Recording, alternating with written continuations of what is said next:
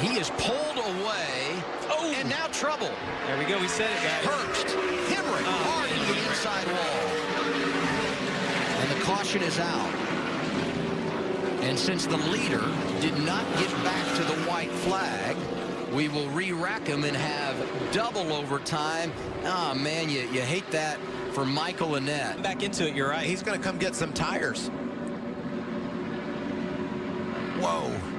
A bit of a block there on, was that A.J. Allmendinger that Hurst attempted to block? Yeah. Oh, man, how close was that for A.J.? Barely missed Daniel Hemrick. It's a big impact on the inside wall. Oh, boy. Oh, such a nasty angle into turn 3. One of the fastest parts of the racetrack for these guys. And, you know, it's just, there's no practice. It's a green racetrack. It's incredibly abrasive. We've seen this track just destroy tires throughout a tire test.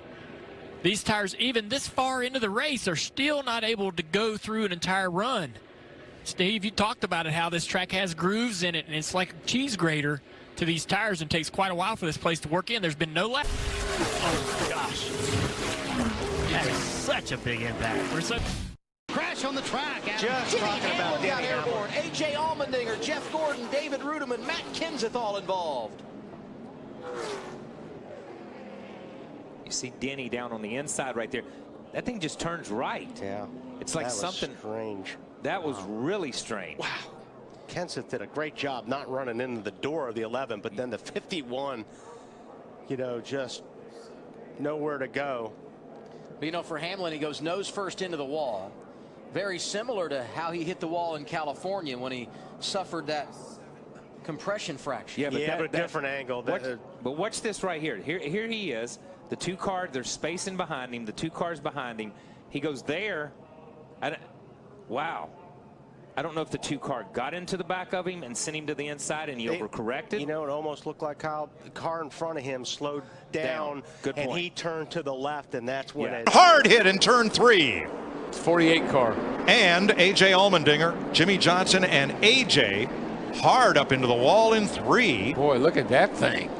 Now, the caution had already come out when that happened, and look at that 48 is junk. I have never seen a 48 car torn up quite like that. She is done. Not a happy camper either. Darrell, you talked turn 3. Oh, here comes a... Jimmy Johnson just nowhere to go. The 43 car of Allmendinger just coming back up the racetrack right in front of him. That is a huge hit. So the caution apparently was for Conway into the wall. Yeah, look at Not sure why Allmendinger was so far down on the racetrack. That's brutal right there, man. That is a hard lick. Get a good restart, and Joey Logano on the 22 jumped to the outside to take advantage of it. That's very reminiscent of what happened here. Oh, around goes Hamlin. And right in front of Boyer, and into the wall hard goes McMurray and Jeff Gordon. Not again. Jeff's car is destroyed. Look at Harvick. He's struggling right there, and then here comes Hamlin. He just spins out. No, watch this. Here comes Jeff Gordon coming. Bam. Turn 1, you're going to see all the guys in the Trouble big time. The 19 of Brandon Jones hadn't even told the story that hours ago, just over an hour ago, he got his first career win in Gander Trucks at Pocono, and now this. What a rough start. Second year in a row they've had an early exit. Yeah, it looks like Austin Cindric's behind him, but it's hard to tell if he got into him right there, Regan. Maybe a little contact, if anything. You know, Brandon may have had to check up just a little bit as they got 3 wide right there. Austin might not have been prepared for that, and he did getting into turn 1, but not to the exit. Jones inside of 3 wide. Boy, it wasn't much, but he did make just a little bit of contact with the front bumper of Austin Cindric right there. How tough to judge when you're Cindric riding behind him in that situation?